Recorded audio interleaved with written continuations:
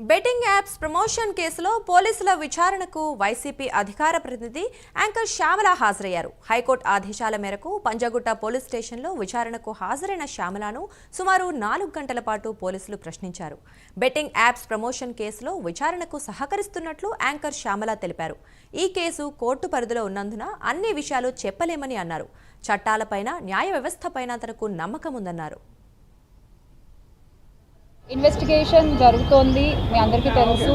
విషయం కోర్టులో ఉంది. సో దీని గురించి ప్రస్తుతము మాట్లాడడం అన్అఫీషియల్ అవుతుంది. ఆ విషయం నాకంటే బాగా మీకే తెలుసు. సో డెఫినెట్గా మేము ఇన్వెస్టిగేషన్కి కోఆపరేట్ చేస్తున్నాము. చట్టాల మీద న్యాయ వ్యవస్థ మీద నమ్మకం ఉంది. ఖచ్చితంగా కల్ప్రిట్స్ని పట్టుకోవడంలో నేను ఎంతవరకు సాయం చేయగలను అంతవరకు డెఫినెట్గా పోలీసులకి నా సపోర్ట్ ఎప్పుడూ ఉంటుంది. Thank you. ఇప్పుడు నేను ఏది మాట్లాడినా అది ఇల్లీగల్ అవుతుంది.